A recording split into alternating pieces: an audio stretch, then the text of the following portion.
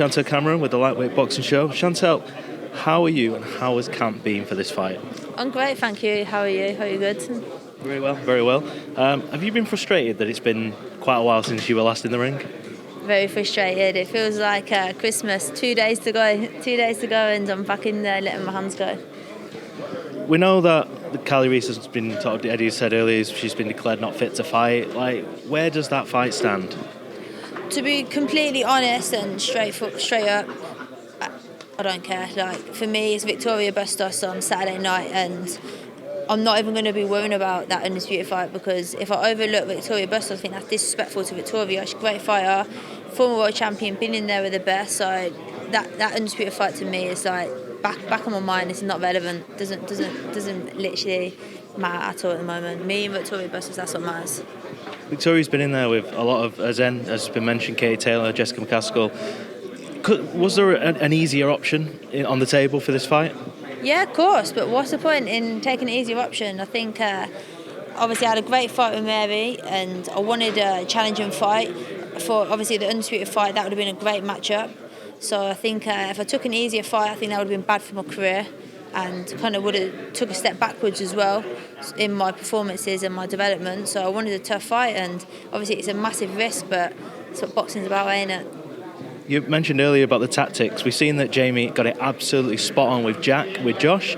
How has that transcended with yourself? I've actually been sparring Jack for this camp as well, and Akib and Larone.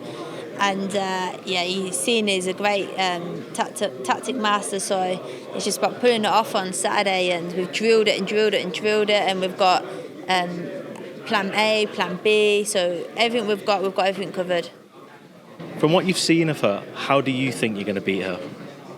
Win, that's it. And are you expecting to go 10 rounds, or are you going to look for the stoppage? We'll see. Your headline versus Mary McGuinness was a war. Do you feel the pressure? Because you've really upped your profile since that fight. Do you feel the pressure going into this one? Do you know what? I actually feel no pressure. I'm very relaxed, I'm cool, calm, collected. And I was saying to Jamie, I think a week or two ago, saying that I don't feel no pressure, I'm just happy, and I'm looking forward to it. I feel like it's been a long time coming. I'm going to get back in there, do what I love doing, and I've got no pressure. I feel like the challenger still. Even though I've got the world title belts, my mentality is I'm still the challenger. When that news about Dillian Whyte happened, when we were all in the gym that day, when it came out that he wasn't going to be headlining that card, did your mentality change going into that fight, knowing that you were then going to headline? My mentality didn't change, no. I knew that the task ahead of me, and that's all that mattered.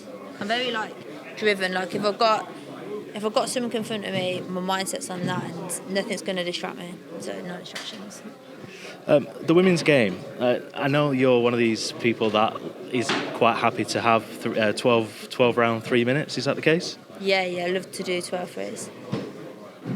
When do you think that'll ever happen, if? Well, me and Jamie have said that I want to be the first. So hopefully after this fight, let me do 12 threes, and I'll be happy to go. Do you feel that you're conditioned to do, when you train with Jack and you're sparring, do you feel you're conditioned to be going 12 and 3? Yeah, to be honest, we always train 3-minute rounds. It's only when I get close to the fight, I'll come back down to 2s just to get my speed and get the timing and stuff. So.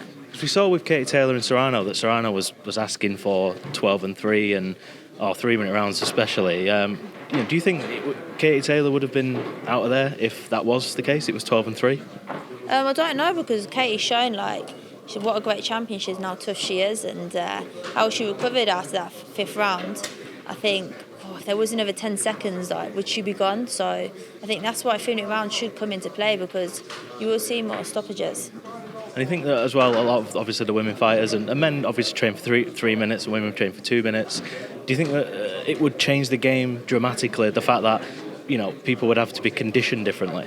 Yeah, definitely. I think a lot of women have to train differently. I think in 2-minute rounds you see women's fitness they have the minute to recover, so there could be stoppages, they get hurt, and then they have that minute to recover. Whereas if there's that extra minute, they're not going to recover. So. And you think that would benefit yourself massively? Definitely, my style would benefit me a lot. Claressa Shields has been very vocal on social media lately, calling out everybody and anybody. And friend Natasha Jonas has stepped up recently. She seems to be on the hit list. What do you make of that, of all the sort of social media drama? I stay out of it. I don't want any involvement. I stay completely out of it. Just mind my own business. I think that's the best way to be. Mind your own business and stay out of it. If it's not involving you, don't get involved.